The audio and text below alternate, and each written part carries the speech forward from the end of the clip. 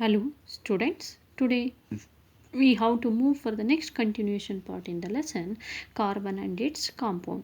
Yesterday I told you how the carbon form a many compounds. Okay, that's why it is called as the unique element. I told that. Okay, this carbon is having a unique ability to form a bond with other atoms and form a large number of compounds. That's why the carbon is called as the king of versatility. King of versatility. Keep in mind, I mean all the elements king ಅಥವಾ versatility in the sense vary. So no other elements is having that like property. So that's why carbon is called as the king of versatility.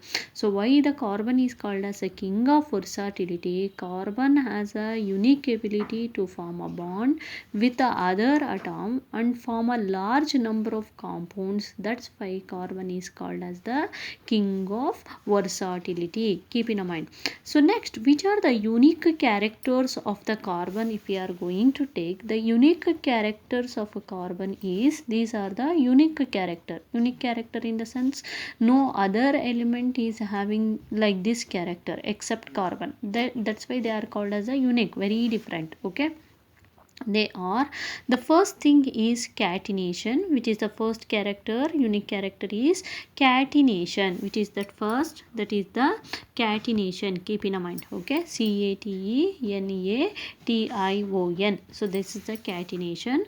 And the second unique character is, that is tetravalency. Second unique character is tetravalency. And the third unique character is isomerism. Keep in mind. So let us move in that, the first one, which is what is catenation.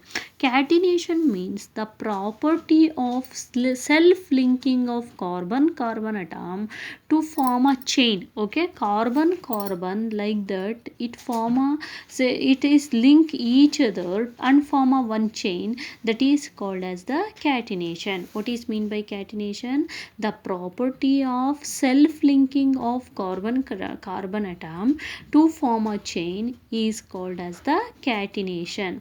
So this catenation mainly it is occur in a three ways of catenation. Okay, three ways of catenation mainly occurs in the three way. So which are those three ways of catenation? The first thing is straight chain. The first thing is straight chain. I mean carbon have a form a bond by straight chain. This is the straight chain. Okay, so this is called as the one way. I mean the one way of catenation, or it is called as the straight chain of catenation.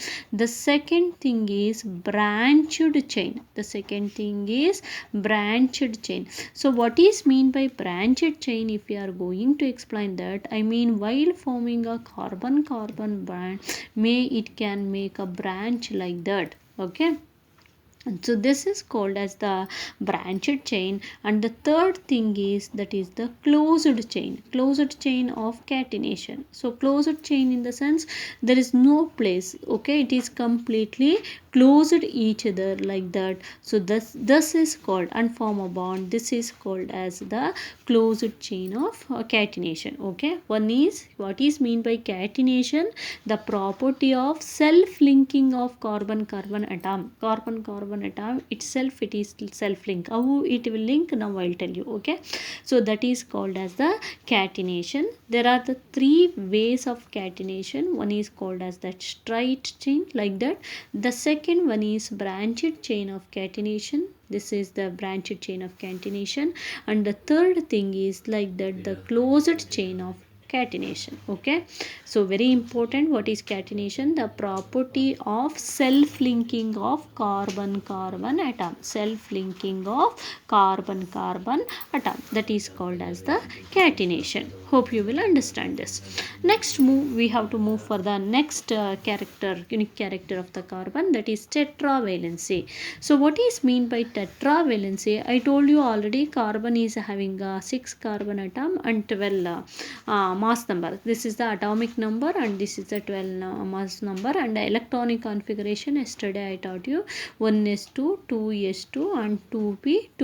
Okay, so this valency, I mean electrons present in the outermost orbit is called the valency. I told you already. So valency is how much here? That is a 4. So tetra, the meaning of tetra, it is a Greek word tetra. The meaning of tetra means 4. Okay, so carbon has a 4 valency electron in the outermost orbit. That's why carbon is called as what? Tetravalent. The name itself says here tetra. Tetra means 4. Valent means valency electron. Carbon having the 4 valency electron in the outermost orbit. That's why carbon is called as the tetravalent. Keep in mind why carbon is called the tetravalent. Carbon having a 4 valency electron in the outermost orbit. So it is called as the tetravalent. Let us know about the third unique property of the carbon, that is the isomers. Okay, already you learnt about the isotopes. Once again I'll recall you. So next is isobars and this is isomers. Yesterday what you taught, that is the allotrope. Allotropes in the sense the compounds having the same chemical property but different physical property. Don't get confusions between the allotropes, isotopes, isobar and isomers. I'll clear you. Okay, now allotrope in the sense same chemical property but different physical property. PP means physical property, CP means chemical property. Keep in mind. Okay, they are called as the allotropes. What are isotopes? Isotopes in the sense compounds having a same atomic number but different mass number. Mass number will be different but the atomic number is same. So if you are taken isotopes of carbon, this is a carbon. Isotopes of carbon is having a 6 atomic number, mass number is 12, right? Okay, in the same way if you are taken isotopes of that is the carbon 13, carbon 14, carbon 16. So like that we can give. So these are called as the isotopes. Isotopes in the sense elements having a same atomic number but different mass number. Keep in mind these are the different mass number but atomic number is same. They are called as the isotopes. Okay, what are isobars? That reverse it is. Okay, isobars in the sense elements having a same mass number but different atomic number. They are called as the isobars. Okay, elements having same mass number but different atomic number, they are called as the isobars. Okay, now isotopes and isobars not there for you, so there will be the isomers. What are isomers? Compounds having a same molecular formula but different structural formula. They are called as the isomers. Okay, keep in mind, don't get confusions between the allotropes, isotopes, isobars and isomers. Okay, allotropes mean in the sense compounds. Here compounds we are taking same chemical or elements having the same chemical property but different physical property are called as allotropes. What is isotopes? Elements having the same atomic number but different mass number is called as the isotope. What are isobars? Elements having a same mass number but different atomic number, they are called as the isobars. What are isomers? Elements having same molecular formula but different structural formula, they are called as the isomers. Okay, so this is about the allotropes, isotopes, isobars and isomers. Okay, elements having same chemical property but different physical property, they are called as allotropes. Allotropes example yesterday only I told. Okay, carbon allotropes, allotrophic forms of carbon are, that is the coal, charcoal, coal, diamond, graphite, carbon 60, they are all the allotropes of carbon. And isotopes in the sense elements having same atomic number but different mass number, like that, they are called as isotopes. In the same way, isobars if you are taken hydrogen, so here atomic number will be vary but mass number will be same, so like that they are called as the isobars. I mean elements having same mass number, okay, sorry, mass number will be same mass number will be same but atomic number will be vary, so these are called as the isobars. And isomers means elements or the compounds having the same molecular formula but different structural formula, they are called as the isomers. Here elements not in isomers, here the compounds. In these three cases we can take elements, keep in mind. Hope you will understand. So next we have to move for the how the carbons forming a bond each other. So carbon form a bond in three way. I told you already, three ways of catenation, that is the straight chain, branched chain, and the closed chain. Usually to form a bond there will be the three bonds, keep in mind. They are called as the single bond, double bond, and triple bond. Single bond, three ways of bond formation. One is called as the single bond, double bond, and triple bond. Okay, so what is single bond? Represent sharing of one pair of electron. If the one pair of electrons share each other, so that represent the single bond. And double bond means sharing of two pair of electrons.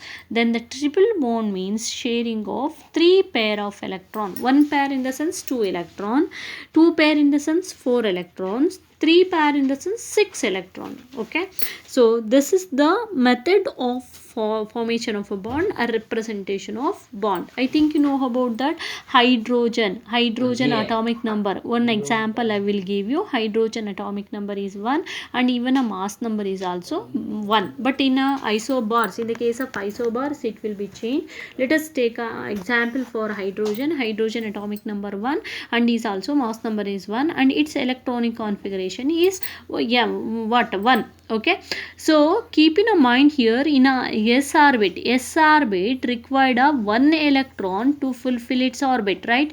Because the minimum electrons should be filled in a s orbit are 2. Okay, so if it is a 2, maximum electrons, sorry, not minimum, maximum electron filled in a s orbit is 2. So here only one electron is there. This s orbit, to fulfill its orbit, it required one electron. So therefore one hydrogen ask the one more electron from the another hydrogen atom, because this hydrogen is also having a one electron in the outermost orbit, right? It is also having a one electron in the outermost orbit, and this hydrogen is also having a one electron in the outermost orbit. So like that, this hydrogen will donate one electron to this, and this hydrogen will donate one electron each other and form a bond. Which bond they are forming? That is the single bond. Okay, single bond here in the sense this hydrogen is donates a one electrons to this, and this hydrogen is donates a one electron this is, and form a one bond here.